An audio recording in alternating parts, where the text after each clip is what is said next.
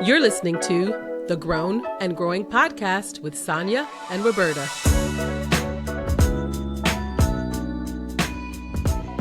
Welcome back to the Grown and Growing Podcast. I am Sonia. And I'm Roberta. Did you notice that I dropped my last name? I saw. I'm proud of you. Thank you. All right, let's just get into this topic. I'll start it off by saying, do you consider yourself an ambitious person? I would say yes, in the grand scheme of things. Why? Compared to like, I think general population, I think I'm ambitious. Based on what? Based on my past achievements. So based on what I've accomplished in life so far. Right. I would think I'm ambitious. I would say the same. I would say that I would put myself on the ambitious, like if it was a scale, I would be more on the ambitious end of things. Like I am not the most ambitious person. Right. But when I look back on the things that I wanted and I pursued in my life, yes, I've gone after them and I have achieved them. And I think just generally people may see me as ambitious, I think. So yeah, I would categorize myself as being on the ambitious side of things. So I wanted to have this conversation because I think ambition is worth thinking about, talking about, particularly at this stage of our lives. Like we're midlife and ambition doesn't look the same. It makes me feel so old. Okay. I know. When I'm talking about something, I always like to know the definition of it. So I went to Merriam-Webster's dictionary and I looked up the definition. So it had two definitions. One was an ardent desire for rank, fame, or power was the first. Okay. And then the second one was the desire to achieve a particular end.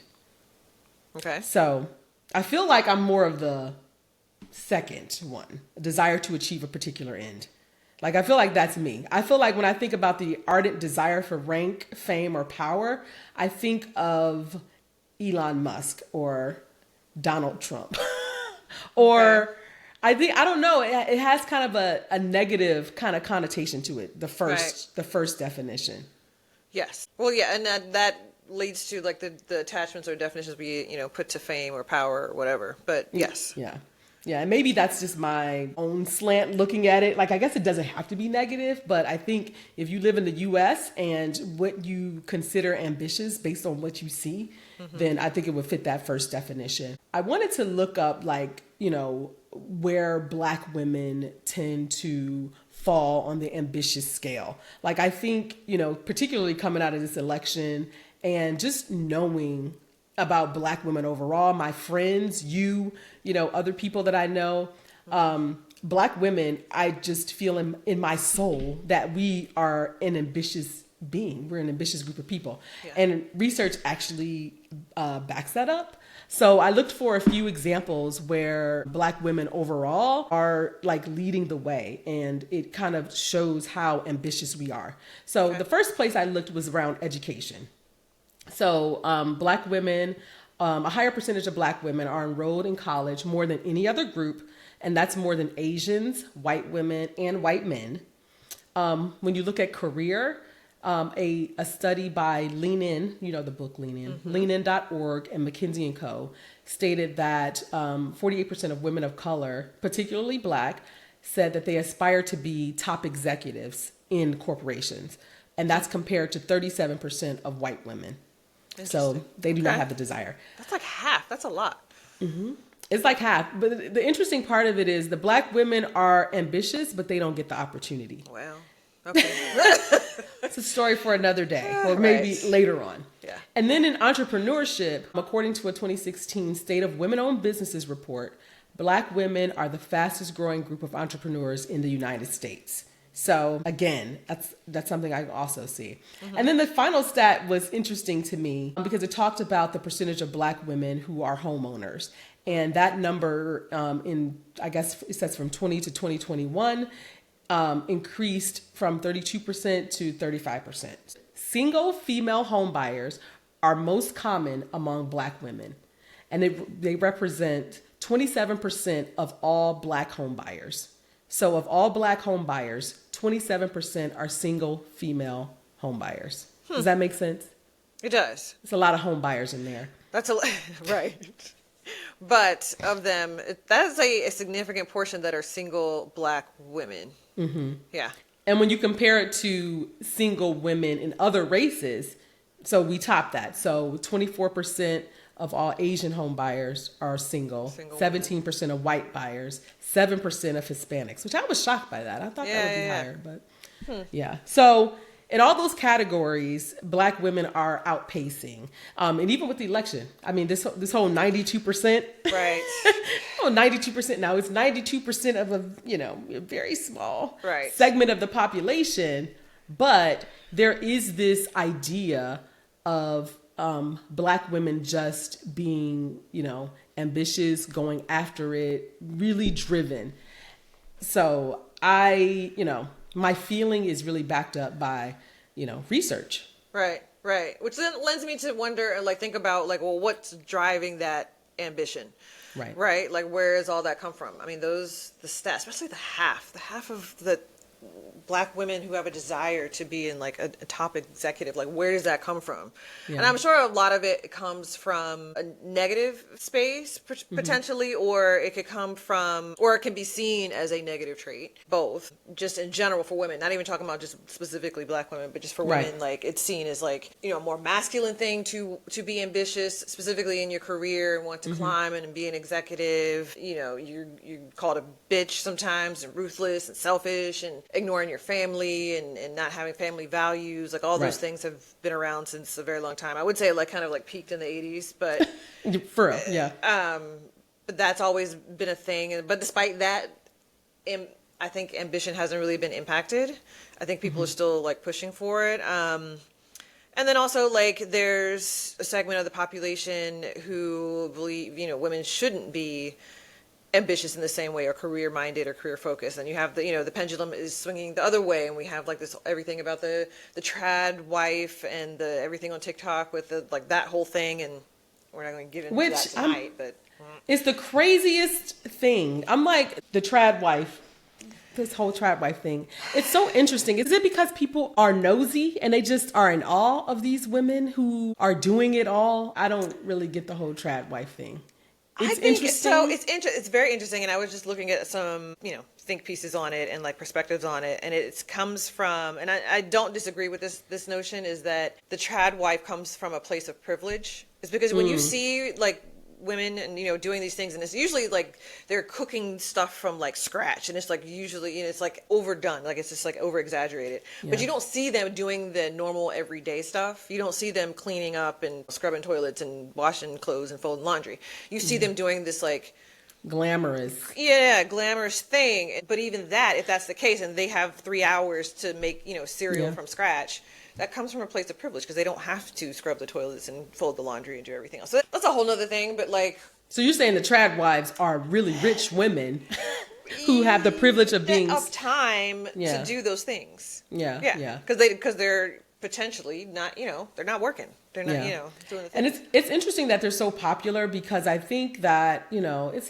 God, women have enough pressure on ourselves. I used to follow Nara, and it's always interesting to see her, make Cheerios from scratch or make gum or whatever she's making that day. But I'm it's just this added pressure that you got to go and do something else. It's not enough that you go to the store and buy the chicken. Now you got to go kill the chicken yourself, pluck the feathers and put it in the oven, or it's not, or you're doing something wrong. So anyway, we got off track. Right. But I do think that ambition for Black women is rooted in the fact that, the history of this country. I mean, I think that we needed it to survive. If we weren't ambitious and we didn't have this drive to succeed, where would we be in this country? We would be nowhere, right? We would still be slaves, actually, pretty much. And so I think that we have taken this thing that we needed to survive, and we've kind of reframed it as empowerment, right? It's yes, we were doing this to survive, but then we pushed a little further. And now it's we can do all of these things as well. And now it's empowerment and survival, right? It's it kind of goes hand in hand. So that's interesting. I think a lot of that is generational. I think a lot of that came from, speaking for myself, a lot of that came from my mom. And, the push was get a good job for financial reasons, to be able to sustain. Yeah, I think that is the driving force, at least for our generation. It was and it came from a place of survival, of insecurity, of not wanting to be completely powerless. Right. But I do think that was like a lot, heavily influenced by our parents. Yeah, our parents experienced it firsthand, like the need to have this ambition, and it had to be like careful ambition, like guarded ambition. And then they put it on us as like, look, when you go out there, you got to be twice as good and work twice as hard to go half as far. Half as far. Yes, we all know that. Which is, when I think about that, it's so sad. Incredibly sad. It's so sad. I hope people are not still saying that. Do we Like still have to say internalizing that? I hope not. Sometimes I feel like I do feel like we would. I'm trying to think, would I tell my kids that? I do tell them to work hard, right? I want them to work hard because it is the thing that is going to get them. It's a good value. It's a skill to have. You need the grit in order to be able to get through this world. I don't want to put the half as far on there. Well, right. You don't want to like put it in the context of like other people, of white people, of men, of whatever. Right. Like, it's just like you got to work hard to be successful in life. And honestly, I don't even think that they would relate to that. I don't think that, like, if I said that to my kids, they like half as far. But my daughter, she's like, I'm in the same class Honestly, with I love that. Asians and she's like, what? Like, I don't even think it would occur to them that was going to be their road. So our lessons to them have been different based on, just us growing up in the world changing. The isms are still there, right? The racism, the sexism, the capitalism. I blame everything on capitalism. It is. It's the root of all evil, in my opinion. Right. But yeah, my mom is the same. Like, she's instilled in me to be super independent. I have two sisters. And though she was married and my dad was in the house the whole time, she wanted us to be independent. She wanted us to be able to take care of ourselves. And there was always this unspoken thing where I felt like I had to achieve more than my mom's generation did.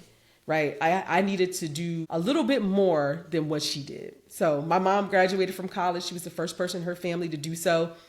And so now all three of my sisters, we are college graduates, masters, Yeah. Just got to take it a little bit further than the last generation. Oh, no, I mean, me specifically, I think my drive came from, well, partially my mom had that definitely, it wasn't an option. I was going to college, and it was like, okay, you got to get a good job to take care of yourself. Not only that, but she like, get a good job so you can buy mommy a BMW, so you can get mom a house. It was like those kinds of like, as if I was going off into the NBA kind of thing. So it was that, but then also like literally my father passed away when I was 3. He had cancer and it developed really quickly. And in that 3-month period from the time he was diagnosed until the time he died, he wrote me, he started writing me a letter. And in that letter, it was very much get your education, be independent, don't rely on anyone. Specifically, he even said, like, don't rely on a man to take care of you, be able to take care of yourself out in the world. Like, it was very much that kind of thing he wanted for his daughter. And I remember getting that letter, like, pretty early. Like, I was maybe in junior high by the time my mom gave that to me. But that definitely led my drive, my ambition. And specifically, when it comes to like career and like financial independence specifically. So I knew that, okay, in order for me to have financial independence, I need to like have a good career. Right. And so, it's literally started there. And then, like you said, like with education. And then my mother being like, you're going to college, it's not an option. And the fact that I'm like the only person in my whole family who has a master's degree. So it's definitely strong family ties to where my ambition came from. Right. Oh my goodness. I can't believe you have a letter from your dad. Do you still have it? I do. So he originally, a little bit of irony because I'm not religious, but originally he wrote it in the Bible, in the family Bible. So I have it there, but I took years ago, I copied it and I laminated it. And so I literally have it on my wall. Yeah. That's so sweet. I love that. I did not know that. Yes, it is. And it's interesting because I reflected like over the last couple years and I've taken both positive and negative things away from it. Like positive to like, it's all the things that like it's led me to certain accomplishments in my life, my education and my career, but also a part of my personality, and this is partially because I'm only child and this is just how I came up in the world, but like I'm very independent, like very independent. And so when it comes to like interpersonal relationships, I am pretty self-centered, and this is a tangent. I mean, I don't want to go too far down the rabbit hole, but Right. I do believe that like self-centeredness is a good thing. It's important, but too much of it, you know, clearly is Yeah. not good for like connections and relationships with people. So anyway, so I've been kind of reflecting on that letter a little bit more over the last like year or two, but the same thing that I, you know, originally took away from it, I still take away from it, which is like be able to take care of myself. Right. And a lot of that that's where I get a lot of my personal drive from. Yeah, and you should not. Well, just this is my just personal, you know, just looking at you over the last 20 years or so. I'm like, you've definitely done that. Like, you definitely have taken care of yourself and set yourself up well. I think your dad would be very proud of you. I don't know what negative you've you've attached to that, but I think he would be very proud of where you are right now. Yes, I agree with that. I do think he would be very proud that with his original intention of what he wanted for my life. Yes, absolutely. But that gets me thinking of like, well, what drives your ambition? What is your motivation? Where does it come from? And like, what does that mean? You know, how much of it is internal versus external? Right. How do you define, you know, what is internal versus external? Like, I think like it's our internal thoughts that could be crafted from family, you know, or not just what we're told, but also kind of what we see and what's demonstrated for us. Yeah. But also then there's like, once we get out in the world, then there's like our peers and other people's perceptions of us, you know, all these other external things that I do believe have just as much impact on our drive and ambition. And so it's a really interesting thing to like ponder and think about, and like, how do we factor that into how we move forward in life? Yeah, I think that, yeah, so you have these internal influences versus your external influences. And I would also add like your dreams versus your survival, right? You know, how do you weigh? And it's interesting because I don't, even though they're similar, like internal versus external and dreams versus survival, I don't see them as the same. I do think, I don't know. I think I think it's different for each person. I really do. I think you're right. It's based on your environment. But I would say for me, I think external influences is how you start, right? At least for me, I started out, you know, I was able to, you know, put my spin on the dreams, right? Like I was able to choose my college, right? Choose my degree, but I was going to college, right? It was like there was no, right. Yeah. So there's that external influence of, and also when I think of external, it's also who am I trying to please, right? I want my parents to be proud of me, right? I spoke about, you know, making sure that I, you know, take this generation, my generation, a little bit further than my mom's generation. I consider those external influences as well. And I think there is a certain point where in your life where those are the things that are driving you. And I would dare to say all the way up into my 30s. I guess, I don't know, people would consider that late, but all the way up until well into my adulthood, I was still driven by like remnants of those external influences kind of mixed in, right? You know, I think, and when it comes to dreams and survival, right? I think people who are solely driven by their dreams and they have the ability to dream and follow their dreams and their passions all the way, I feel like that is such a privilege, right? I feel like it is a privilege to be able to do that in an unabashed way, right? I think for many people I know, it's like a mixture of survival and dreams, right? Because it depends on what your dream is, right? If your dream is to become a doctor, if your dream is to become some engineer, then, you know, maybe your survival is less, right? But if you want to be an entrepreneur of any kind, or if you want to be an artist or something in the art field or a writer, right? You have to weigh out like the survival of it all. Like, how do you, you know? Yeah, well, this is where capitalism comes in because it's like, yeah, if you have to worry about paying bills and like having a certain level of like financial security, then are you able to just let your mind wander and, you know, be educated just for the sake of being educated because you want to know versus having to put that knowledge to work? I do think that that is a privileged perspective, which is so unfortunate. It's so unfortunate. You can't just let your motivations and I feel like, yeah, you're super lucky if your what makes you money and covers you is also something that you know is part of your dreams. Yeah. I think that's really rare. I think that's what most people want, or most people are searching for.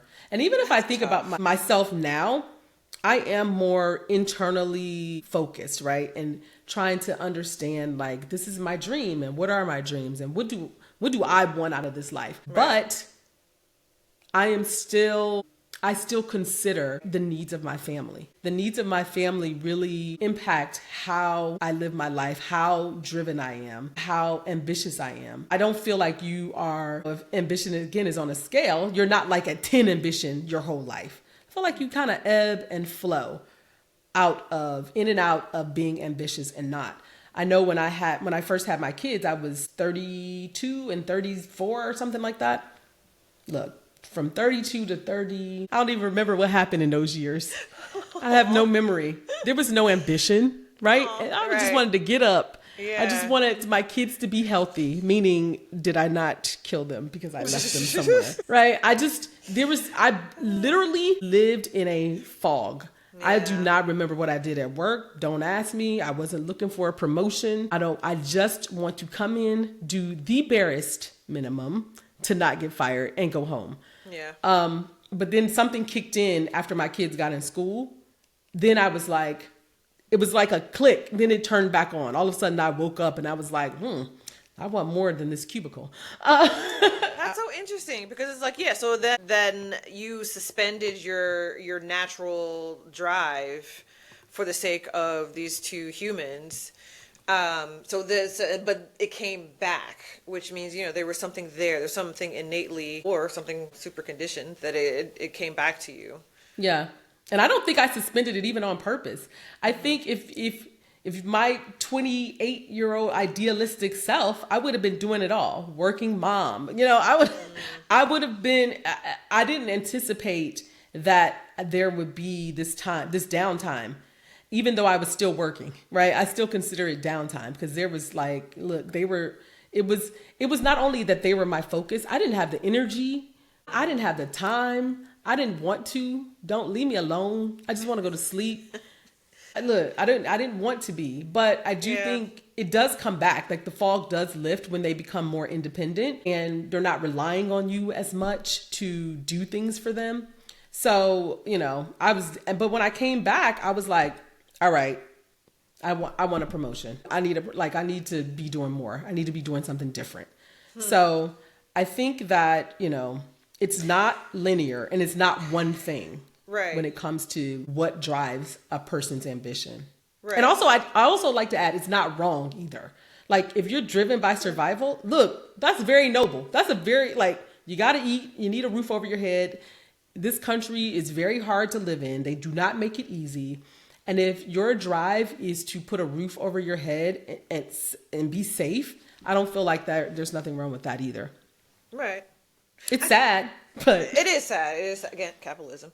Right. I just want to make an observation. So I mean, and everything we've been talking about in this conversation so far has been ambition as it relates to career and finances. Mm-hmm.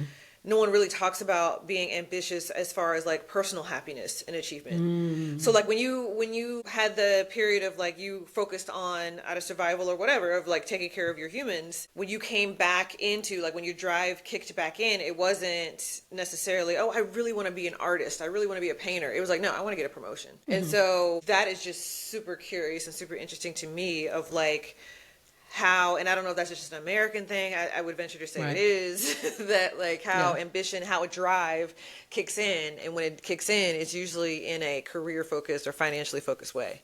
Yeah, I mean, because at that time, number one, I have always had this desire to, when I was younger and I was younger in my career after college, I just wanted to climb the corporate ladder. Like that was my dream. So you were one of the 48% of who wanted to be correct. A top. So where did that come from though? Where do you think that came from? I think it came from it just looked like a powerful role to be in, to make those decisions. I love it did match with my skill set. I am a problem solver. I love solving problems at work and like breaking things down. And I've come to learn about myself, although you may disagree, that I am a very good leader. Right. I think you're a great leader. No, thank you very much. Yeah. I lead my team very well. And I just think it fits my personality. I just never had the desire to be an entrepreneur. I always thought I would be a business lady in a suit at the top of the whatever, VP, SVP, CMO, whatever. I just always knew I would be in that role. And to some extent, that was a part of my dream, right? I cannot separate career from other ambitions in life, but I didn't get to the point where I was really thinking about internally what made me happy. Two things had to happen. One, I needed to be older, right? I needed to be wiser. And then the second thing is the varnish had to come off of corporate America. The shine had to come off of it. And the shine doesn't really come off until you're in it, right? Until you're in it and you see it and you're working and it's not all it's cracked up to be, right? And so those two things kind of merge, and then you get to your 40s and you're like, is there more? There is more to life. Yes. And so let's like get into a little bit more of like this shift, because we both. I mean, the reason why we're even talking about this is because we both have felt a shift over the last couple of years, like since like being over 40, of this. You know, whatever it was and whatever it has been, like, it's just not it. And it's not to say that, like, everything, there's no necessary, like, regret, or this is, like, no, like, I just want out. This is not necessarily that. It's just, like, the drive for the career parts. And, like, when you said CMO, just that one acronym made me feel so drained.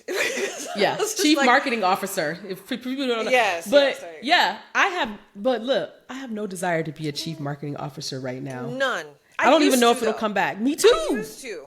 But like now? No way. No way. And then I'll even say this. Get somebody else to do it. That's my...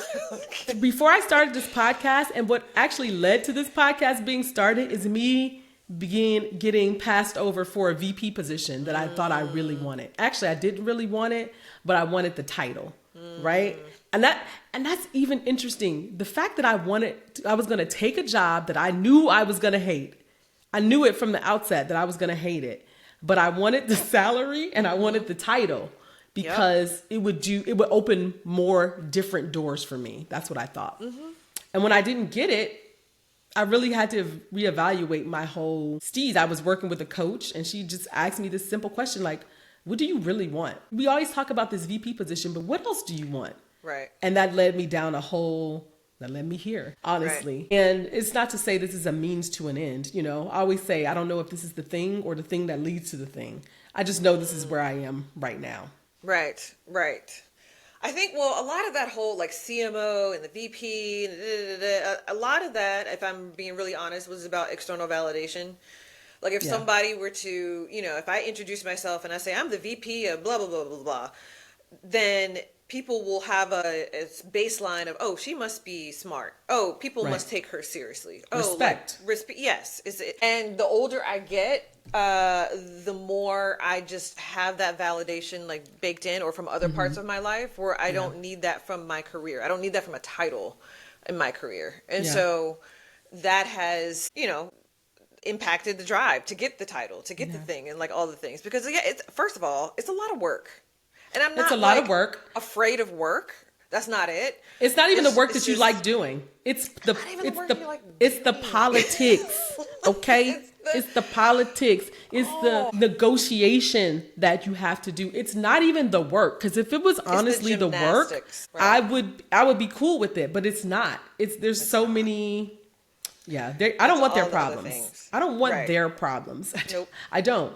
But it did put me in this place. And if I'm being completely honest, I'm still in this place. And I don't know if it's because we're in 2025 and I'm just like, you know, again, and that's where you start to reevaluate your life. But I do want to take more time. I am in this phase where I'm just like, well, what is going to make me happy? Because I know it's not work, right? And because we live in America, I cannot just be like, this job don't make me happy no more. I'm gonna quit. Right. Because as we were talking about before we got on, there are the fact that you told me that, I didn't think that you liked your job. And I was like, wait, I do like my job. Do I? Right. Now I have this question. I'm like, do I like my job? But there are things that I like about my job. As jobs go, there are worse jobs. And that's it's not a ringing endorsement for my job. I know it's not a ringing endorsement. Right. But there are a lot of things, right? I am more myself, right? I am respected. I get to work on more things that I want to work on versus what people ask me to do. Mm-hmm. There's the salary. I love that. Like there is the fact that I don't have to work after 5:00. Don't call me. Don't email me. The fact that I haven't even had to pick up I haven't checked my email the whole time. I was, we're off, or if I'm on vacation, or if I'm off, I don't have to worry about, let me run to my email and check it, or somebody's going to be upset with me.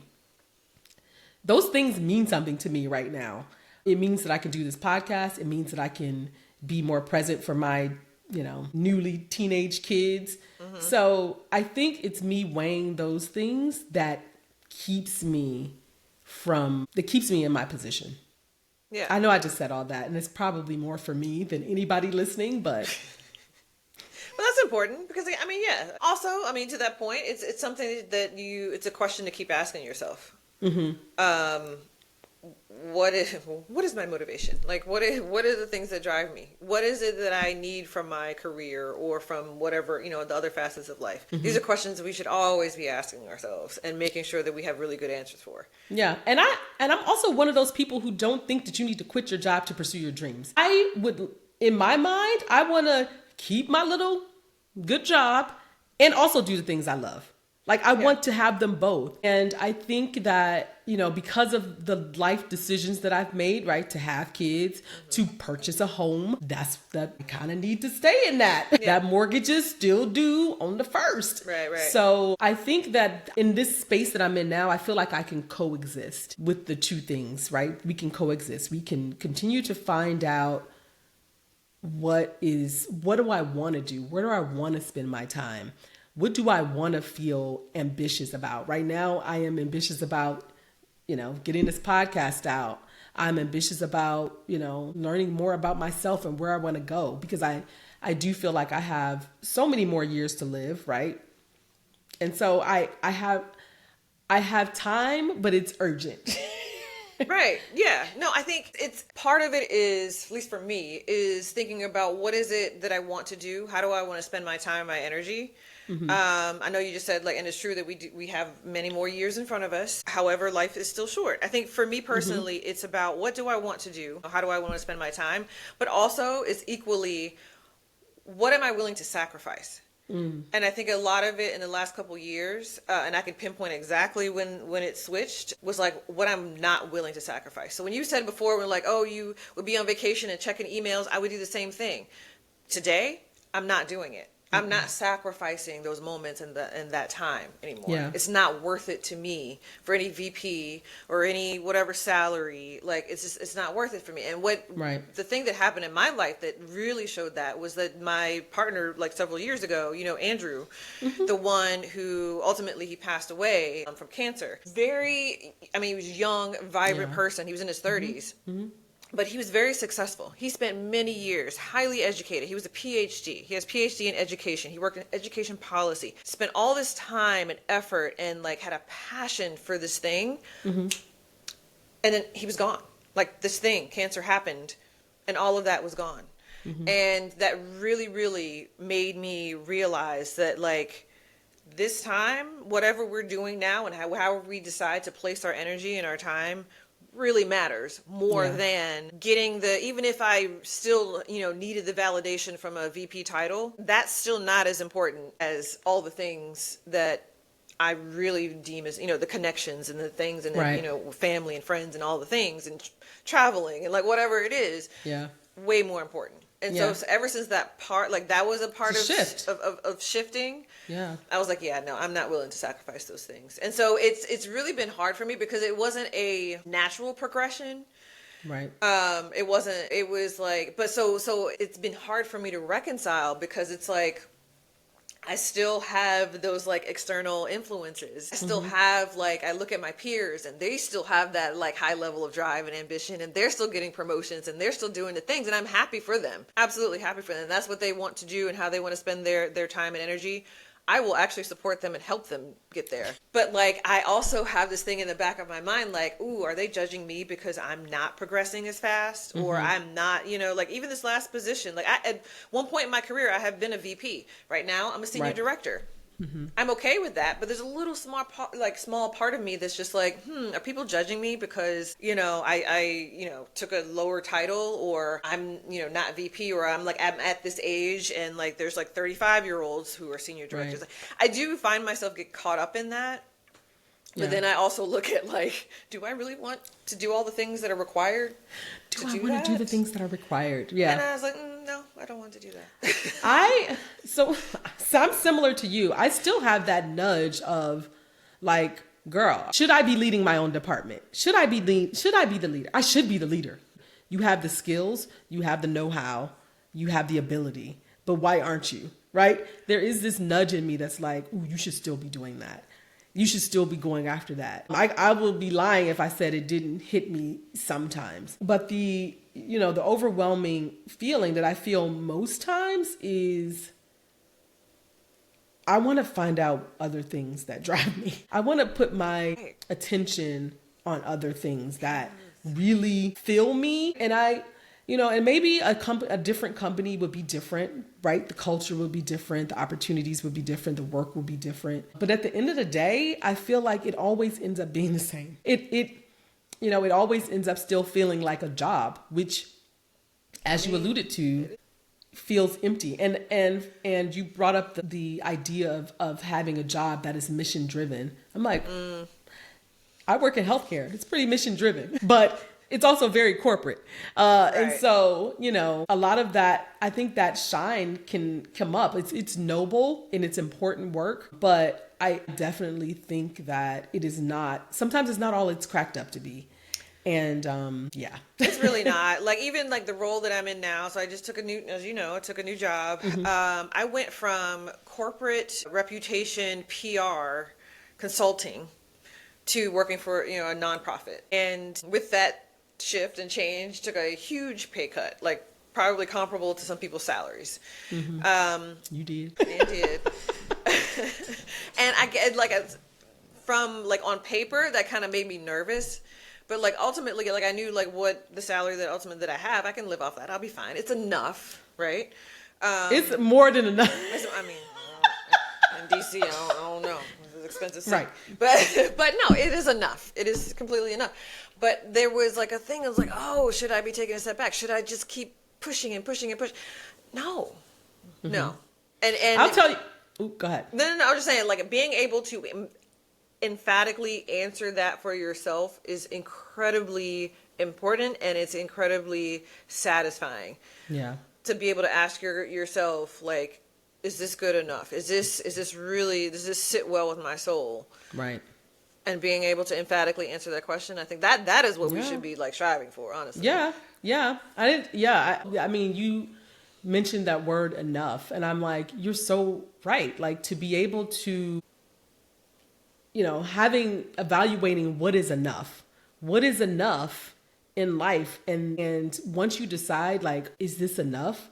And I don't mean enough in, have you achieved enough? Or will you ever have enough money? Will you ever have a house that's big enough? Will you ever drive the nicest car?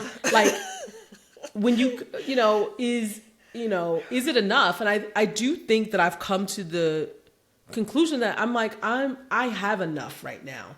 When I think of the only part I feel like I don't have enough in, and this is a different discussion, is retirement. I'm like, I would like a little more there. But otherwise, when it comes to the desire to have things, I feel like I have enough. I don't live in the biggest house. I don't live in a big house, but I live in a nice house in a nice neighborhood, right?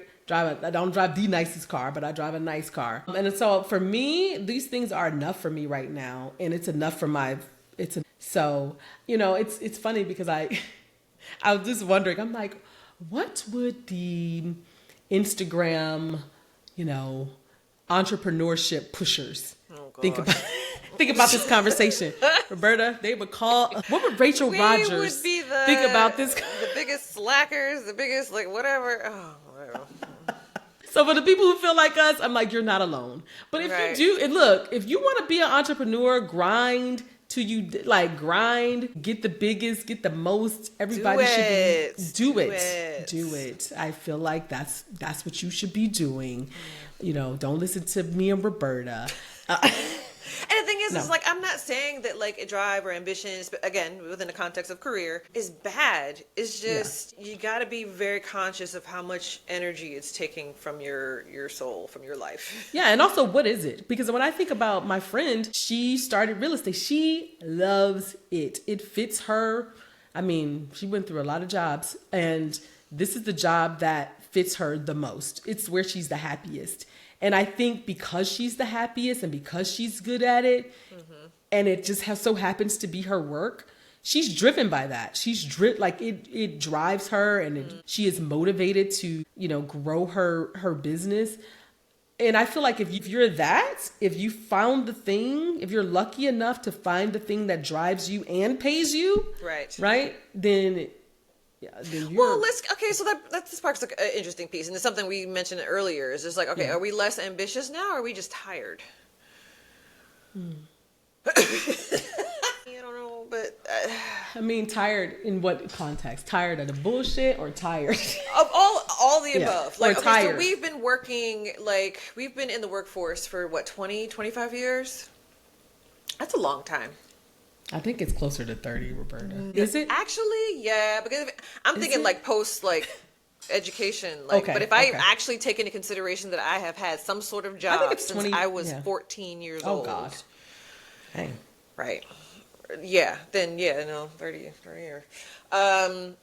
So yeah, part of that is just I'm tired. How high is this ladder gonna go? I still have drive. I still have motivation. Yeah. I mean, I went on an entrepreneurship path 3 years ago. And Rachel Rogers would be proud of you. No, just kidding.